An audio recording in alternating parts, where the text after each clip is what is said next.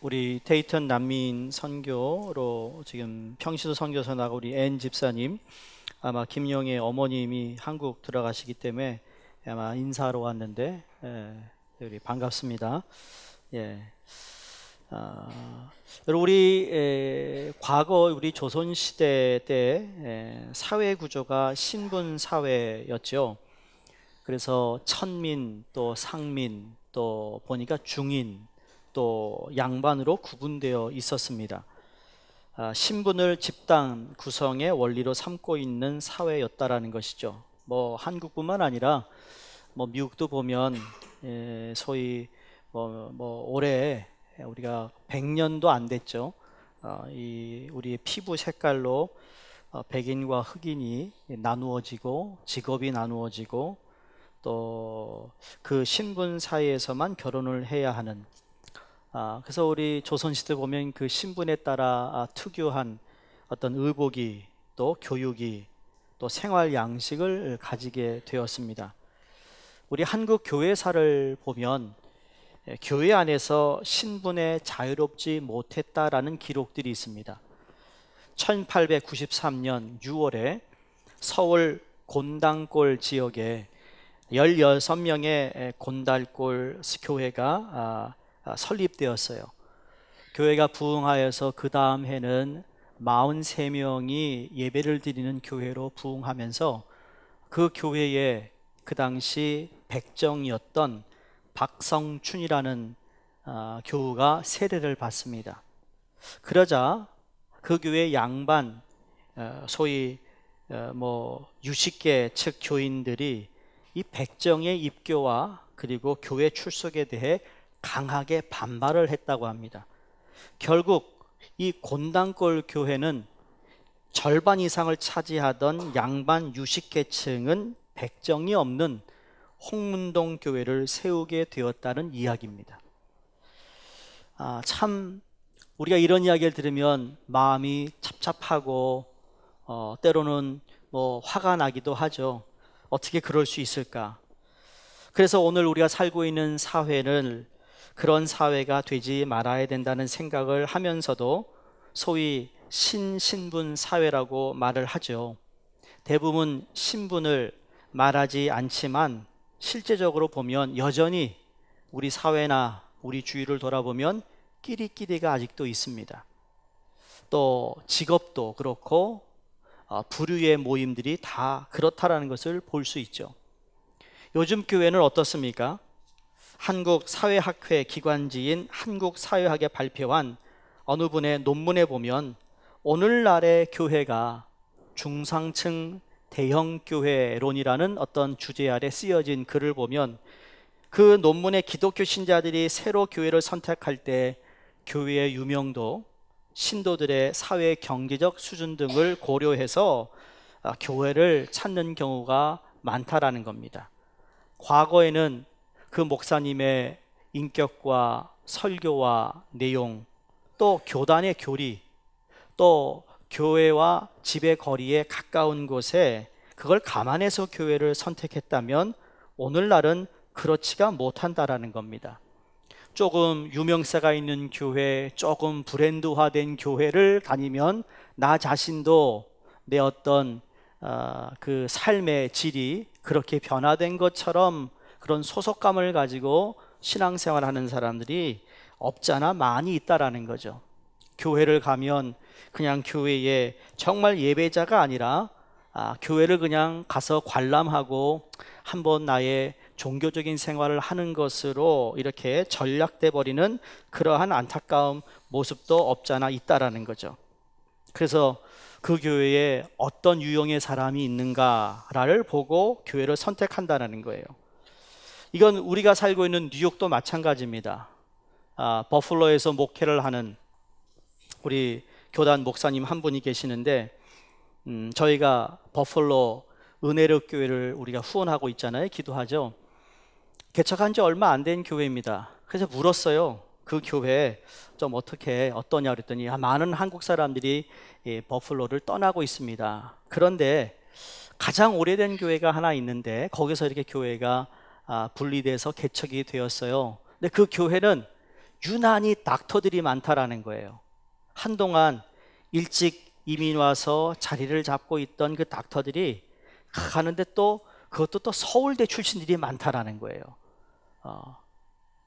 근데 그분들이 서로 이렇게 싸워가지고 교회를 나가면 교회에서 이렇게 나가면 교회를 안 다닌대요. 왜 그러냐 그랬더니 자기네 서울대 닥터들이 있는 데만 가지 거기 안 가면 아예 안 간다는 식이라는 거예요. 참 미국까지 와서 서울대, 아니 뭐 하버드대는 또 몰라요. 예일대면 모르겠어. 아니 서울대 세계적으로 그럼 몇 등에 드냐 한번 우리가 한번 따져보면 아니 정말 안 되는데도 불구하고 그러한 모습을 가지고 차별화하고 계층화시키는 이러한 모습들을 보면서 여러분 성경에 보니까 예수님은 교회의 계층화와 교회의 사회적 지위 분리는 복음의 본질과 거리가 멀다는 것을 우리에게 말씀하십니다. 예수님은 사람을 차별하지 않았습니다. 가난한 자도 부자도 병든 자도 건강한 자도 창녀도 세리도 주님은 차별하지 않으셨어요. 사도 바울이 갈라디아서 3장 28절에 우리가 잘 아는 유대인이나 헬라인이나 종이나 자유인이나 남자나 여자나 다 그리스도 예수 안에서 무엇이라고요? 하나이다. 우리는 다 하나라는 거예요. 건강한 교회는 계층화되는 교회나 지위 분리가 이루어지는 교회가 아니라 하나가 되는 교회가 건강한 교회인 줄로 믿습니다. 건강한 교회는 오늘 성경을 보니까 성령님께서 평안에 매는 줄로 이미 하나 되게 하였으니 하나 된 것을 힘껏 지키라고 말씀하고 있습니다. 여러분 보세요.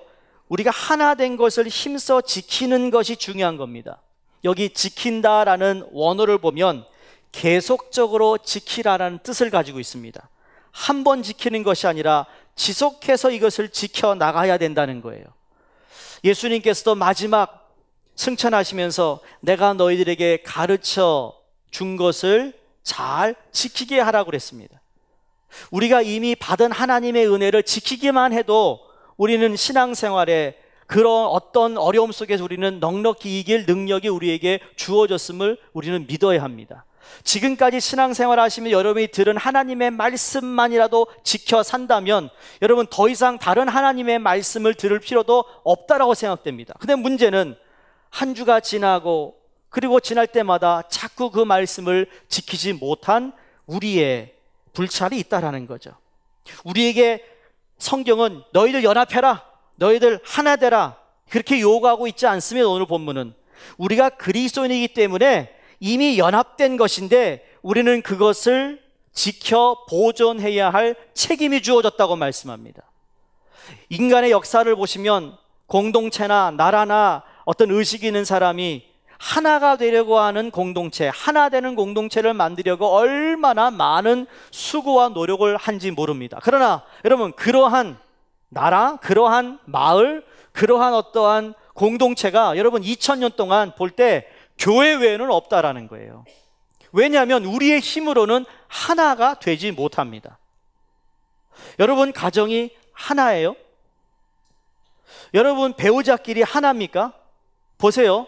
이 원리를 보면 남자와 여자 결혼해서 이제는 한 몸이라 주님이 한 몸이라고 붙여줬기 때문에 우리는 하나됨을 지켜나가는 거예요. 이제 우리는 다 다른 지체인데 예수 그리스도로 말미암아 우리는 한 몸을 이루었다라고 이미 그렇게 선포하시고 우리는 한 몸이 된 것을 이제 지켜나가는, 그래서 이 땅에 빛과 소금의 역할을 하는 거예요. 우리의 능력과 재능과 우리의 경험과 우리의 지식으로 하나 된다는 것은 불가능한 일이라죠. 그건 인간으로서 불가능한 거예요. 그러나 주님이 하나 됐는데 이제 하나 된 것을 너희가 지키는 것이 남았다라는 거예요. 믿으세요? 그걸 지켜나가야 되는 거예요. 저 사람과 나와 다른 점이 있고 생각이 다르고 그리고 뭐 스타일이 달라도 주님이 하나로 우리를 붙여주셨기 때문에 그걸 우리가 보존해 나가야 된다는 거죠. 왜 하나됨을 지켜야 할까요? 교회가 하나 돼야 하는 근본적인 이유는 우리의 교회의 지체로서 교회는 성부, 성자, 성령의 세 분 안에 있는 단일성, 즉 세 분이 일체이시다라는 삼위일체 하나님의 통일성을 이 땅에서 반영할 수 있기 때문입니다. 또 그분 때문에 가능한 거예요. 성령과 성령의 사역에 의해 나타나는 통일성이 우리의 하나됨의 근거이고 이유인 것입니다. 오늘 본문 4절에도 몸이 하나이요 성령도 한 분이시니 이와 같이 너희가 부르심의 한 소망 안에서 부르심을 받았다 그랬습니다. 중요한 건 우리는 한 소망을 갖고 살아가는 사람들이라는 거예요. 이 땅에 살면서 우리는 한 소망입니다. 그 소망이 어디죠? 예수님, 하나님이 계신 그곳을 바라보며 살아가는 소망을 가져가는 겁니다. 그래서 부자나 가난한 자나 병든 자나 건강한 자나 자랑할 것이 하나도 없는 것이 우리는 다 한 소망의 부르심을 받아 우리가 살아가고 있기 때문이에요. 우리는 다른 소망을 갖고 살지 않습니다. 그 한 소망을 가지고 살 때 우리는 하나를 이루어가고 통일성을 이루어가고 있다는 거예요. 그래서 몸이 하나란 말은 우리 믿는 자들은 교회의 지체들이라는 말이겠죠. 교회가 하나 되지 못하는 이유가 무엇일까요? 그건 내가 전부라고 생각할 때입니다. 나에 대하여 자꾸 나를 그 한 소망을 이루어야 하는데 한 소망을 이루는 것에 대하여 나를 너무 크게 확대하려고 할 때 참 그 한 몸이 어려워지는 것이죠. 무엇이 그 몸을 살아있고 생명력 있는 유기적 조직체가 되도록 하는 것인가? 오늘 성경에 보니까 성령님이래. 성령님. 성령에 대한 강조를 하고 있습니다. 다시 말해 교회는 성령의 활동의 결과입니다. 오순절 다락방에서 성령이 임함으로 첫 교회가 시작이 되었어요. 그래서 사도행전을 보시면 그건 사도들의 행전이라고 얘기지만 성령의 행전인 것이죠.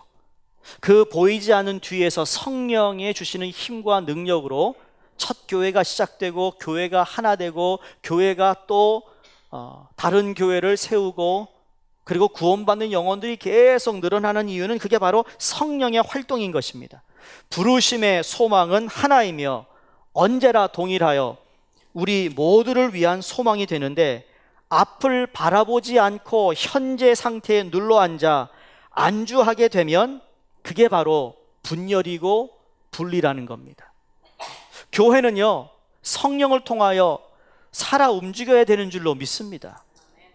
영혼의 구원에 대한 관심, 우리에게 주어진 목장에, 전도회에, 사역에 성령의 도우심으로 늘 앞으로 조금씩 나아가는 그러한 몸부림침 속에서 하나님은 우리를 통하여 그 일을 이루어 가신다고요.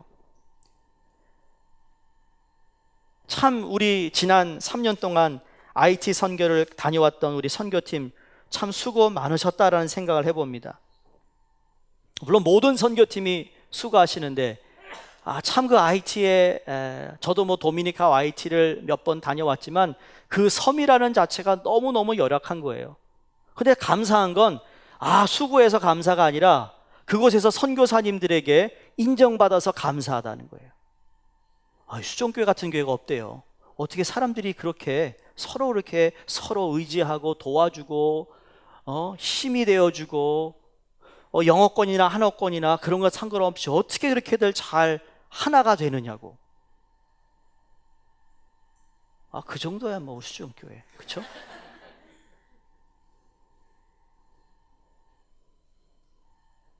여러 선교사님들이 여러 팀들을 받아요. 수많은 교회들을 이렇게 접합니다. 팀들을 접합니다. 그러면 그러세요. 이번에도 이 팀은 이게 뭐야?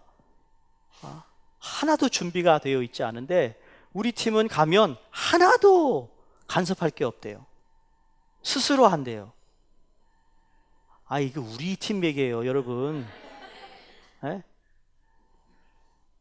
얼마나 감사한지 뿌듯한 겁니다. 그 하나됨을 지키는 거죠. 성령의 어떻게 하면 우리가 여기에 온 목적을 하나님 우리 부르신 그 합당한 삶을 살아가느냐에 초점을 맞추면 가능하다라는 거예요. 우리는 이 일을 위해서 왔어요. 힘들어도 못 먹어도 더워도 뭐 이래도 우리가 이 일을 위해 왔다라는 그거에 초점을 맞추니까 모든 것을 능가하는 능력을 하나님이 주시더라는 거죠. 그래서 오늘 본문은 참 건강한 교회 생활을 위해 이미 우리를 하나 되게 하심을 어떻게 힘써 지켜나갈 수 있는가, 4가지를 오늘 성경에서 말씀합니다. 첫 번째, 성령이 우리로 하나됨을 지키기 위해 우리 모든 것에 겸손해야 합니다. 겸손입니다. 자만, 교만, 오만, 자기 주장만이 판을 치는 교회는 결코 하나가 될 수 없습니다. 잠언서 16장 18절에 교만은 패망의 선봉이요 거만한 마음은 넘어짐의 앞잡이라 그랬습니다. 이 교만은 건강한 신앙생활을 방해하는 암세포와도 같은 겁니다. 여러분, 암세포 아시잖아요. 그것이 얼마나 우리를 힘들게 합니까? 여러분, 암을 걸린 분들도 힘들지만 그 주위의 모든 사람들 다 함께 고생하는 모습을 봅니다. 정말 그 가족들이 고생하는 모습들을 보면서 이 암세포, 정말 이것은 우리가 어떻게 하든지 뭐 의료로든지 아니면 우리의 신앙으로든지 이건 꼭 정복해야 할 부분이 아닌가 생각을 해봅니다. 우리 교회에도 여전히 암 때문에 투병하는 분들이 계시고 또 암 때문에 세상을 떠난 분들도 계셨는데, 이 암의 특징들이 있는데 이 특징이 증식 신호가 자체로 충분하다고 그럽니다. 누가 뭐 간섭하지 않아도 스스로 막 퍼져나간대요. 또 이 증식 신호를 무시한다고 합니다. 자기 멋대로 퍼져나가는 겁니다. 질서가 없는 거죠. 세 번째로 무제한 증식이라는 겁니다.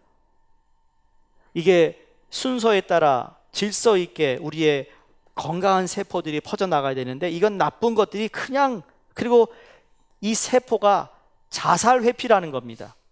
여러분, 세포가 나오면 시간이라면 그 낡은 세포는 서서히 그냥 죽어야 되는데 이건 죽지가 않는 거예요. 계속 뻗어나가고 있는 거예요.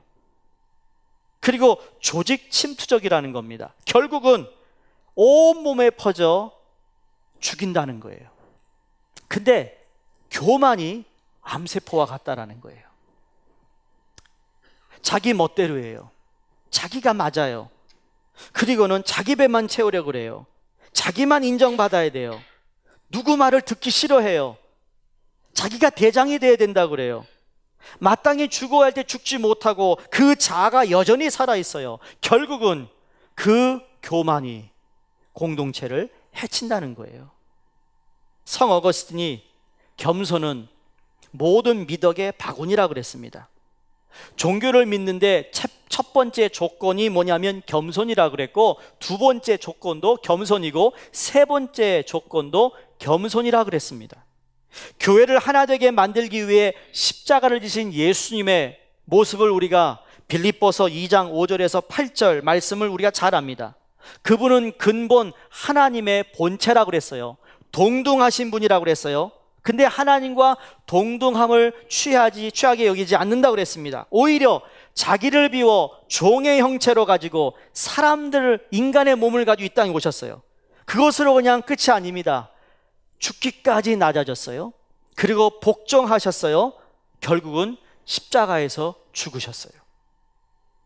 하나님이 인간의 몸을 입고 오셨다. 죽기까지 낮아졌다라는 것이 겸손인 줄로 믿습니다. 예수님은 그 자신을 볼 때 죽을 만한 이유가 없습니다. 낮아질 이유가 없습니다. 그럼에도 겸손해지셨어요.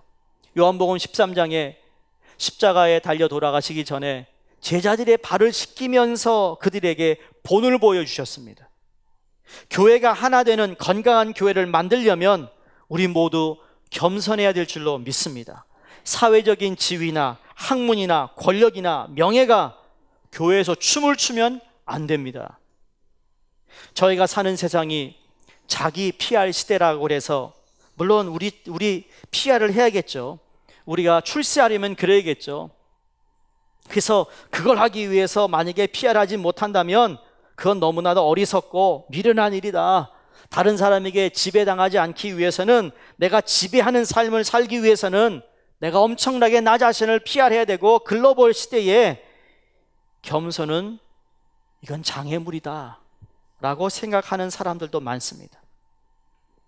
근데 여러분, 이 겸손이라는 건 그냥 구시대의 유물이 아닙니다.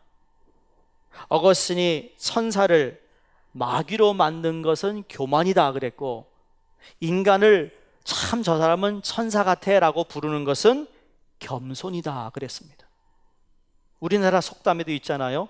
벼는 익으면 고개를 숙인다. 빈 깡통이 더욱 소리가 요란하다. 모난 돌이 정 맞는다. 튀는 물고기 도마에 먼저 오른다는 말이 있지 않습니까? 다 그런 의미예요.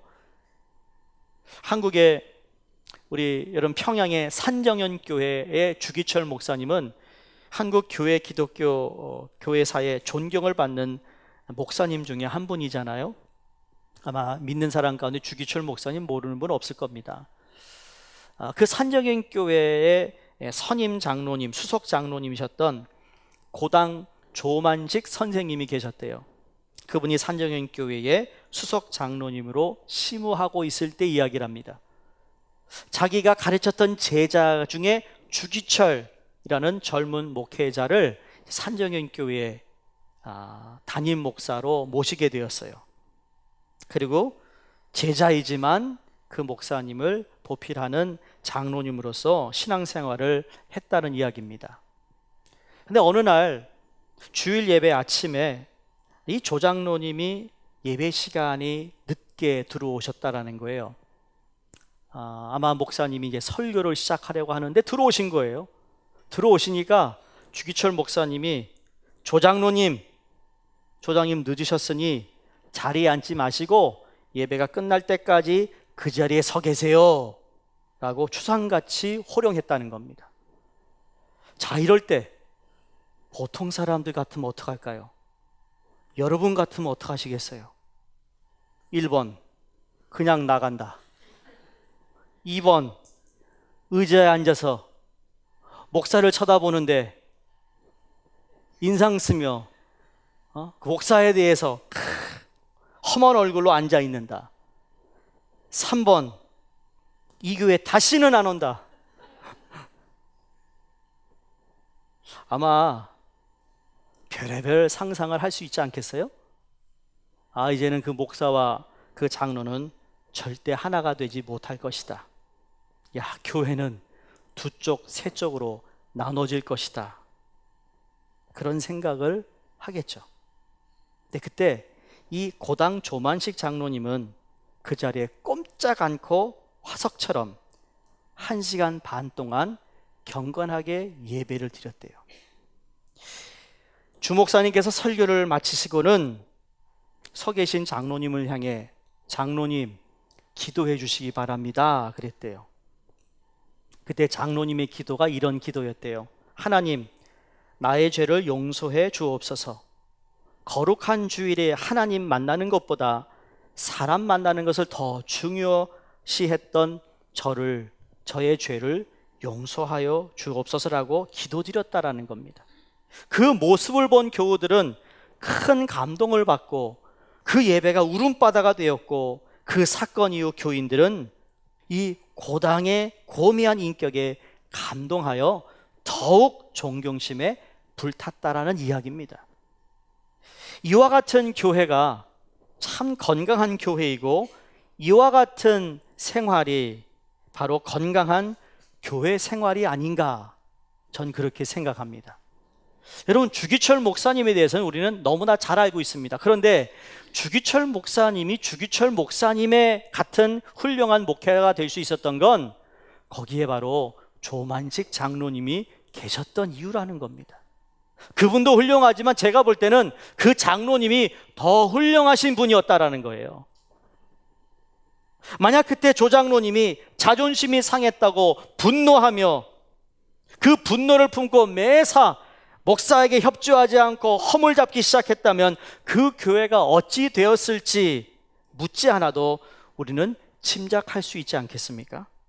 저는 조장로님의 그 겸손이 있었기에 그 산정현 교회가 오히려 하나가 되어 오늘날 우리 교회사에 빛나는 족적을 남긴 건강한 교회가 된 것이라고 믿습니다.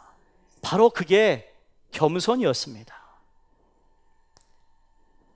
저희 수종교회 성도님들도 겸손으로 하나 되어 건강한 교회 생활을 하시기를 주의 이름으로 축원드립니다.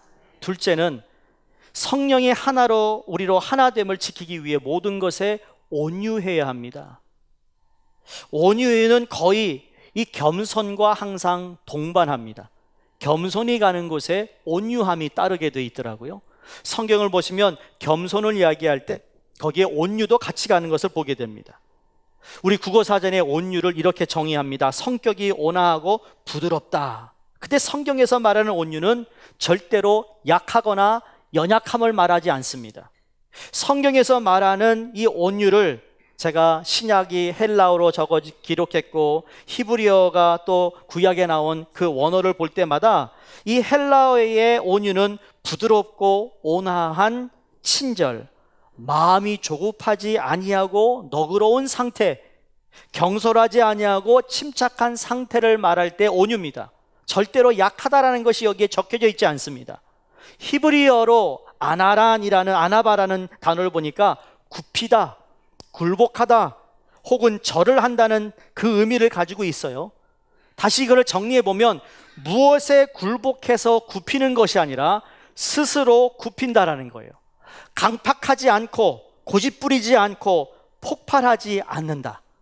강한 자가 자기의 힘을 조절함으로써 지니게 되는 부드러운 성품을 말하는데 이건 바로 마음의 자세라는 거예요.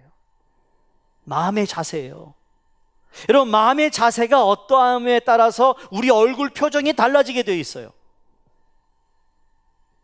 만약에 아까 제가 얘기 드렸던 주기철 목사님과 조만식 장로님의 그 예화를 통해 만약에 그 두 분 가운데 그 어느 분이 온유하지 못했다면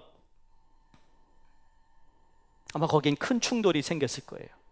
폭발했을 거예요. 폭발하면 그 사람 상대방만, 여러분 그 두 사람만 다치는 게 아니라 폭발은요 주위 사람도 다치게 하는 거예요. 근본적으로 마음의 자세를 온유함으로 할 때 화목이 있다라는 겁니다. 이 ITA를 가서 이 선교사님이 정말 참 아름답고 참 너무너무 근사한 선교센터를 완공을 하셨어요. 정말 하나님이 누구를 통하여 계속 후원해 주는 것으로 했다고 그럽니다. 근데 이제 그분이 아주 작은 그 개 2마리를 키웠어요. 도벌맨이라고 아시죠? 이 사나운 개잖아요.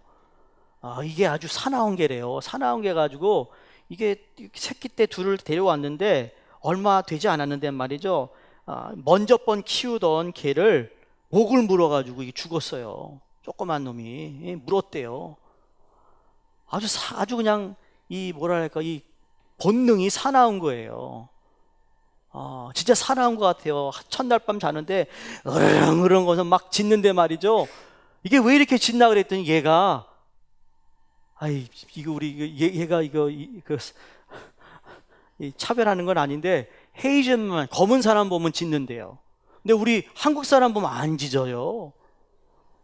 아니 첫날 갔는데 와서 쓰다듬어 달라고 막 그러질 않나 막 와가지고 이게 막 무섭지 않고 말이에요. 그냥 졸졸졸 쫓아다닙니다. 밤에 풀어놓은대요. 아무래도 거기 도둑이 많으니까. 어쨌든 이게 얼마나 사나운지 말이에요. 갑자기 있다가 또 지나가는 염소를 또 물어가지고 염소 2마리를 죽인 개예요. 근데 이 본능이 사나운 개인데 얘가 한국 사람 앞에서만 절제하는 거예요. 그 사나운 모습을 그때만 온유해지는 거예요. 이놈이. 죄송합니다. 이 녀석이 그래가지고 하나도 무섭지가 않은 거예요. 보면 무서워요. 근데 졸졸졸 쫓아다니면서 막 꼬리를 흔들면서 그거 보면서 제가 그래, 온유라는 게 이거예요. 온유해졌다는 말은 마치 야생 동물이, 그쵸?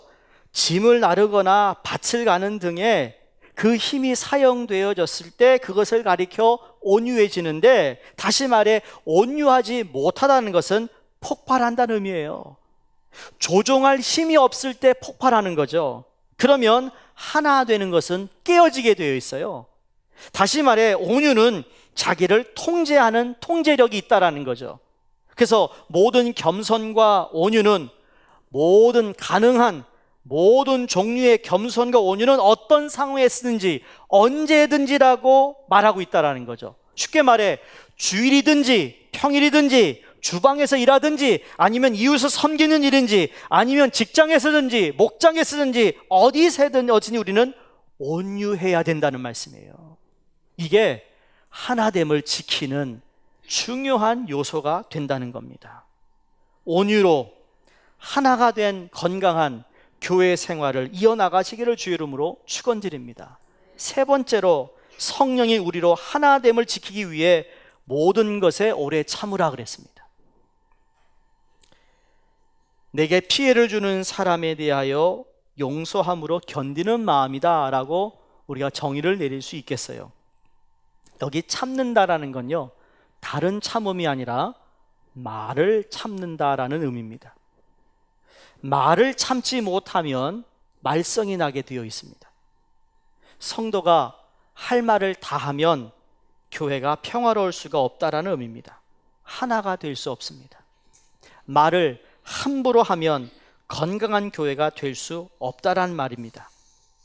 디모데전서 1장 16절에 내가 긍휼을 입은 까닭은 예수 그리스도께서 내게 먼저 일체 오래 참으심을 보이사 후에 주를 믿어 영생 얻는 자들에게 본이 되게 하려 하심이니라. 자, 오래 참음으로 나중에 예수 믿는 영생 얻는 자들에게 무엇을 준다고요?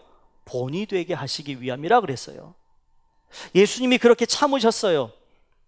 그렇게 매맞고 채찍질에, 그리고 모욕을 당하고 그렇게 구타를 당했음에도 불구하고 주님이 묵묵히 아무 말 없이 어린 양처럼 십자가에 달려 죽으신 이유는, 만약에 예수님 말이에요, 우리끼리 얘기하는 거예요. 예수님이 아프다니까 너 막 한마디 했으면 그 사람 거기서, 그쵸, 채찍질하는 사람이 죽었을 겁니다.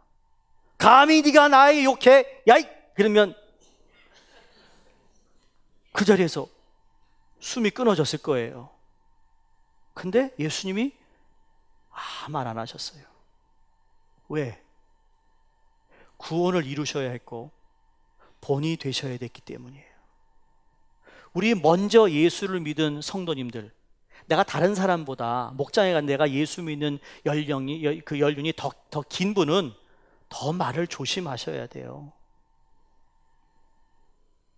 새로 예수를 믿은 분들은 잘 모르니까. 근데 꼭 문제는 오래 믿은 사람 말 때문에 시험에 들어요. 먼저 믿었던 사람이 그냥 내뱉은 말에, 그러면 내뱉은 사람 뭐라고 그러는지 아세요? 아예 그거 가지고 그래. 그거가 아니에요. 그거가 아니죠. 그런 의미에서 여러분, 오래 참음에 우리 말을 조심함으로 하나됨을 지켜나가기를 부탁드립니다. 마지막 네 번째로는 하나됨을 지키기 위해 사랑 가운데 서로 용납하라 그랬습니다. 용납하라. 상대방을 자기에게 맞춰 바꾸려는 의도 없이 있는 그대로 받아주는 것을 의미합니다. 다른 사람의 실수와 허물에 대하여 이해하는 태도입니다. 인간은 다 연약하고 흠이 있잖아요. 그래서 예수님이 보혈이, 그래서 우리를 위해 흘리신 거잖아요. 하나님의 은혜가 필요한 것이거든요. 믿음의 조상 아브라함도 아내를 누이라고 2번씩이나 속입니다. 다윗 같은 성군도 이웃집 여자를 간음합니다. 그렇게 열정적으로 복음을 전한 사도 바울도 마가 문제로 바나바와 다투어서 결국은 선교 여행을 따로 떠나지 않습니까? 이걸 보면 세상에 완벽한 사람이 없습니다. 완벽한 교회가 없습니다. 그럼에도 불구하고 우리에게 하나님이 오늘 주신 말씀은, 그래, 우리는 다 실수가 있어. 우리는 다 허물이 있어. 그러니 나도 허물이 있고 저 사람이 허물이 있다면 그걸 우리가 사랑으로 용납하는 것이 우리가 가져야 할 자세라고 말씀하고 있습니다. 미국에서 설교 잘하시는 유명한 찰스 스윈들 목사님이 계세요. 이분이 이제 막 곧 은퇴하실 겁니다. 이분 한 분은 주일날 설교 중에 우리 크리스찬들은 이 세상의 법과 질서를 잘 지켜야 합니다. 여러분 교통신호도 잘 지키시기 바랍니다. 예? 그리고는 예배를 마치고 집에 돌아가는 길에 그만 딴 생각을 하다가 빨간불을 지나가 버렸어요. 빨간불 지나갔으니 목사님이 갑자기 주위를 보지 않겠어요? 혹시 교인들 없나? 예? 근데 그냥 못 본 채 하고 그냥 집으로 확 달려갔다 합니다. 얼른 집에 와버렸대요. 몇 시간 지나서 전화가 울리더래요. 아니야 다를까 교우가 전화한 겁니다. 목사님 아까 거기 그 길 지나가셨죠? 그러더래요. 우리 교인들 가운데 목사님을 내일 만나 뵙고 싶다는 사람이 있습니다. 큰일 났습니다. 전화 받고는 고민을 하기 시작합니다. 이튿날 아침이 되었어요. 기도하면서 이젠 어떻게 되려나. 어쨌든 교우들과 만나는 장소에 시간에 맞추어 나갑니다. 나가면서 목사님 목에다가 무슨 글을 적고는 이렇게 목에다가 목을 걸고 나간 겁니다.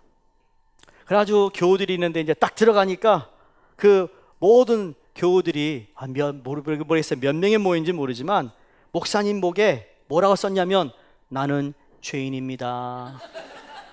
I am guilty. 그걸 보고 그 교회 성도들이 막 웃은 거예요. 그러면서 교인들이 이렇게 손가락으로 지적하면서 목사님 뒤에 우리가 글씨를 썼는데 자꾸 저길 보라는 겁니다. 돌아봤더니 거기에 너희 중에 죄 없는 자가 먼저 돌로 치라. 저는 이 실화가 참 용서와 용납을 잘 표현하고 있다고 생각합니다. 그게 용납이에요. 여기 있는 목사도 실수하죠. 여기 있는 목사도 얼마나 부족하게 많아요.